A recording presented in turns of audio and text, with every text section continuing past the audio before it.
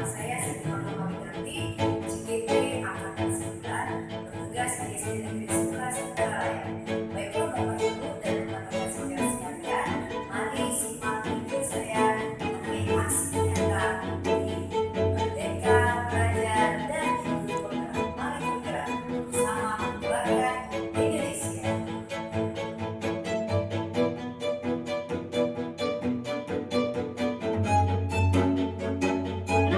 Karena budaya positif ini akan memberikan efek yang sangat bagus sekali pada murid kita, yaitu akan membentuk karakter yang baik, kemudian akan terbentuklah anak atau murid yang berakhlak yang akan kita mulai sejak saat ini, sehingga anak-anak tetap mempunyai karakter yang baik, kemudian tetap mempunyai akhlak yang baik sampai akhir hayatnya dan sampai dia keluar dari SD Negeri 11 Cikaraya.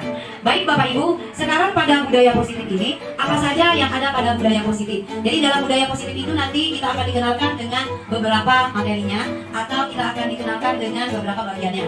Pada budaya positif nantinya, itu nanti kita ketemulah dengan yang namanya teori motivasi, hukuman, kemudian kita ketemu juga dengan keyakinan kelas, dan kita juga ketemu dengan restitusi, dan juga kita akan ketemu dengan kebutuhan dasar. Nah, kalau yang ini artinya konektivitas antar materi. Jadi materi kita itu adalah budaya positif dikaitkan dengan refleksi filosofi pendidikan Ki Dewantara, bahwasanya kita harus bisa menuntun murid dan kita harus memenuhi kebutuhan murid. Dimana kita di sini sebagai among bagi siswa kita, sehingga kita tahu apa kebutuhan murid kita. Nah, di sini sebagai peran kami penggerak, yaitu menggerakkan Bapak Ibu kita semua untuk membentuk karakter baik atau budaya positif pada murid-murid kita di sini di sebelah Cikaraya.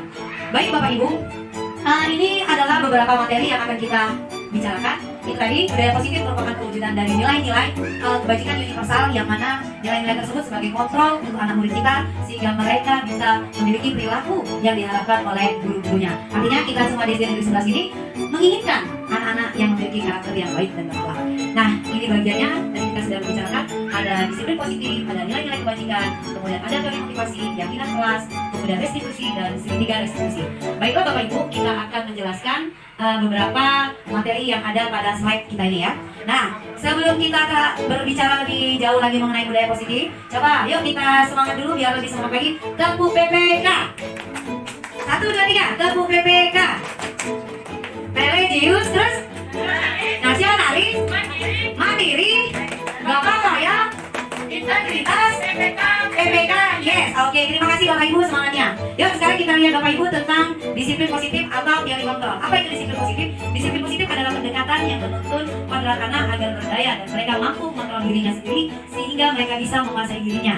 Sedangkan pada teori kontrol itu sendiri artinya seseorang itu mampu mengontrol dirinya sendiri sehingga mereka sesuai dengan pemenuhan dasar kebutuhannya. Baik, kita lanjut kemudian teori motivasi. Teori motivasi kita sudah tahu semua bahwasanya dalam hidup kita membutuhkan motivasi sehingga apa yang kita inginkan pada diri kita, apa yang kita inginkan yaitu dalam rangka menghargai diri sendiri dengan nilai-nilai yang diyakini. Intinya dorongan apa yang membuat kita mungkin bisa bekerja lebih baik, kemudian membentuk murid kita menjadi lebih baik. Baik Bapak Ibu, kita masuk kemudian tentang hukuman dan penghargaan. Hukuman dan penghargaan itu adalah salah satu cara juga dan menjadi bagian dalam budaya positif, yaitu mengontrol perilaku murid yang secara tidak langsung menghambat potensialnya. Dalam jangka waktu tertentu, baik hukuman dan penghargaan itu akan sama-sama memberikan dampak yang sama.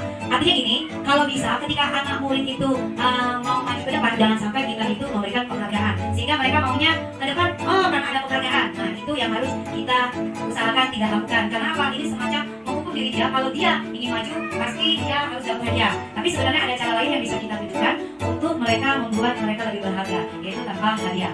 Baik, kemudian yang selanjutnya adalah posisi guru. Untuk posisi guru ini ada 5 macam, yang mana kita sebagai penghukum, sebagai pembuat rasa bersalah, sebagai teman, sebagai pemantau, dan sebagai manajer. Nah, saya harapkan kita semua di sini di SD Negeri 11, posisi kita adalah selain sebagai pemantau, manajer, yaitu sebagai teman buat murid-murid kita di kelas. Lalu kebutuhan dasar manusia. Kebutuhan dasar manusia itu ada kebutuhan hidup bebas, kebutuhan kesenangan, kebutuhan hidup, kebutuhan kasih sayang. Kadang dalam satu kasus, kenapa anak ini bikin keributan di kelas, kemudian anak ini nolak kilir di dalam kelas, membahas mungkin ada suatu kebutuhan yang dia butuhkan. Oh ternyata kasusnya anak ini butuh kasih sayang. Nah disinilah kita sebagai pemantau harus bisa memantau bagaimana kelakuan anak murid kita, kenapa dia bisa berlaku seperti itu. Jadi kita tidak menempatkan posisi kita sebagai pemantau, manajer atau teman, tapi sebaiknya kita terapkan juga sebagai teman. Ayo anak, kalau tidak ada yang mau menulis, ayo ditulis, bantu ibu ya supaya anak-anak kalau sudah menulis kan enak, seperti itu. Jadi kita memang harus menjadi teman bagi mereka, bukan berarti mereka melawan. Baik, kita lanjut ke materi selanjutnya yaitu keyakinan kelas. Nah, keyakinan kelas ini sudah pernah kita bikin ya Bapak Ibu dan sudah kita masukkan dalam aksi nyata. Yang mana setiap kelas itu mempunyai keyakinan kelas. Keyakinan kelas ini itu adalah memiliki nilai-nilai kebajikan yang diyakini bisa menumbuhkan rasa motivasi internal dan budaya positif bagi murid kita di kelas. Baik, kita lanjut dengan materi selanjutnya yaitu tentang restitusi. Nah, mungkin kata ini baru ya, baik Bapak Ibu. Restitusi itu apa? Restitusi adalah proses menciptakan kondisi bagi murid untuk memperbaiki kesalahannya sehingga mereka bisa kembali kepada kelompok mereka. Karena kan kenapa kalau mereka sudah melakukan restitusi, mereka ini mau kembali pada kelompoknya itu sangat-sangat malu. Nah, jadi kalau dalam bahasanya restitusi ini adalah suatu proses penyelesaian yang dilakukan oleh guru ataupun orang tua agar anak kita bisa menjadi mandiri. Kasusnya apa, masalahnya apa, coba mereka selesaikan sendiri. Jadi misalnya kenapa siswa itu tidak datang terus ke sekolah, kita bisa tanya alasannya kenapa, terus dia tahu tidak kesalahannya kalau perbuatan tidak pernah datang ke sekolah itu bagus atau tidak. Nah, jadi kasus restitusi ini yang nantinya akan diselesaikan oleh mereka sendiri, kemudian solusinya oleh mereka sendiri, sehingga mereka pun menjadi lebih mandiri. Baik, kemudian kita lihat lagi. Nah Bapak Ibu, untuk restitusi ini ada 3 unsur dalam restitusi. Yang pertama itu artinya menstabilkan identitas. Jadi menstabilkan identitas ini mengembalikan lagi identitas dia yang salah. Jadi kita baiki lagi, oh karena tidak terlambat. Nah jadi dikembalikan kenapa ada terlambat, mungkin belum menyiapkan apa anak-anak baju sekolahnya. Kemudian validasi tindakan artinya di sini yaitu kita mencari kok bisa anak tersebut atau murid kita itu melakukan tindakan yang salah. Dan yang terakhir menanyakan keyakinan bahwasanya artinya apa yang dia lakukan itu tidak sesuai dengan keyakinan kelas. Baik, kemudian Bapak Ibu kita masuk ke selanjutnya, itu artinya refleksi diri. Refleksi di sini suatu hukuman balik bagi saya pribadi. Dengan adanya yaitu budaya positif ini membuat saya itu berubah. Yang mana selama ini saya sendiri itu adalah sebagai pembuku mungkin akan menjadi lebih berubah menjadi sebagai teman posisi kontrolnya.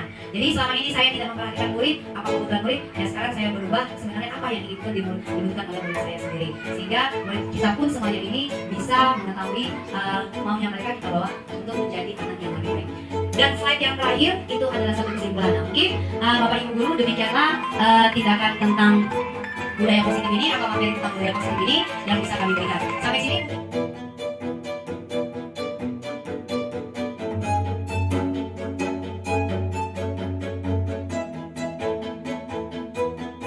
Kesepakatan yang mana harus disepakati oleh masing-masing kelas.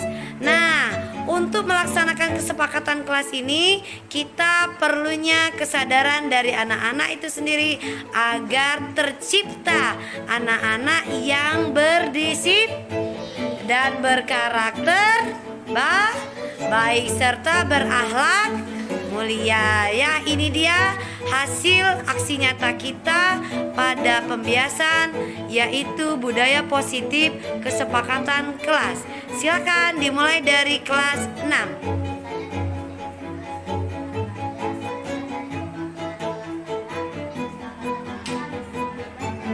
Oke, ini adalah hasil kesepakatan dari kelas 6. Oke, di Satuan Pendidikan SD Negeri 11 Indralaya. Dilanjut, silakan.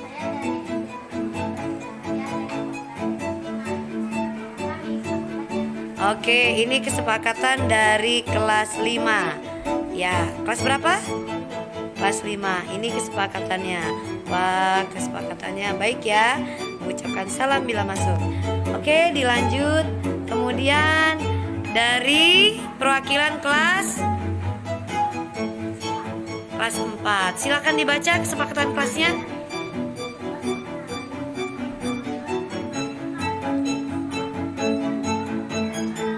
Oke. Wah, anak pelajar Pancasila ya. Oke, baik. Ini kesepakatan dari kelas 4. Ya. Baik. Silakan dilanjut.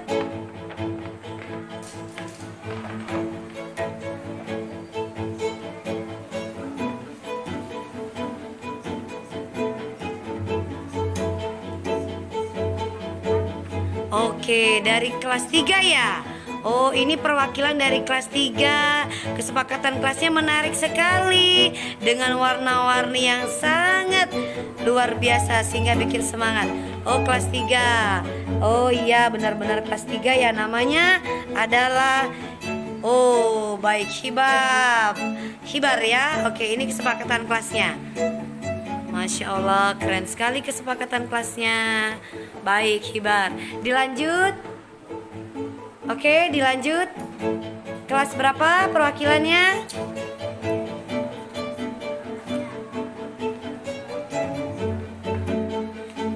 Dari kelas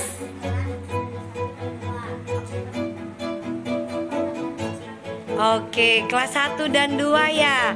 Masya Allah, cantik sekali kesepakatan kelasnya. Dan isinya, orangnya juga ganteng. Namanya Naufal ya. Baik, wah ini kesepakatan kelas 1 dan kelas 2. Yang mana selalu baris sebelum masuk. 2 selalu lengkap alat tulisnya. Kemudian yang ketiga katanya selalu disiplin tepat waktu mengerjakan tugas. Yang keempat selalu berdoa sebelum pulang. Yang kelima membuang sampah pada tempatnya. Nah, kasih tahu nanti sama temennya ya. Oke, sudah disepakati ya.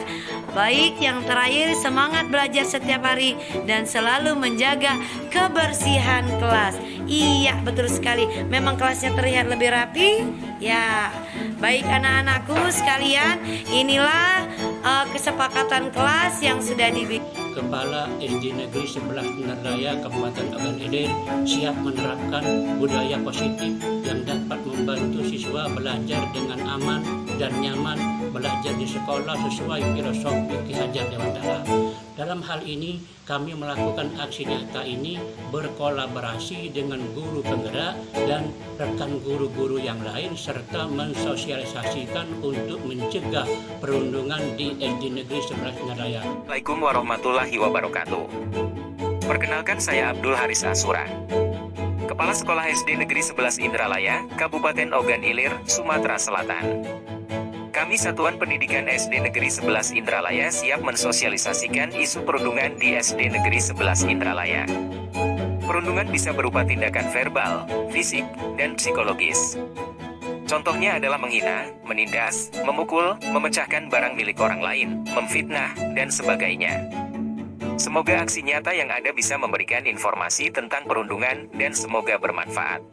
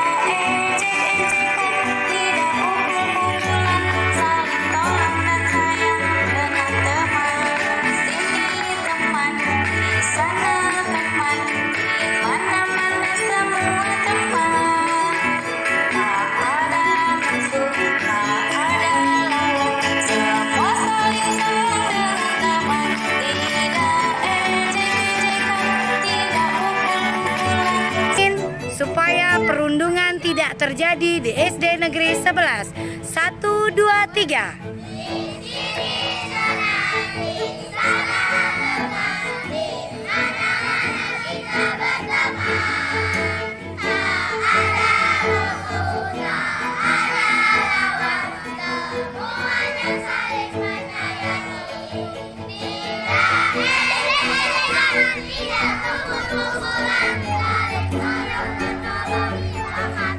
Pendidikan di SD Negeri 11 Indralaya siap melaksanakan budaya positif. Inilah kegiatan pagi hari di SD Negeri 11, yang mana anak-anak itu bersalaman sebelum mereka datang bersama guru-gurunya.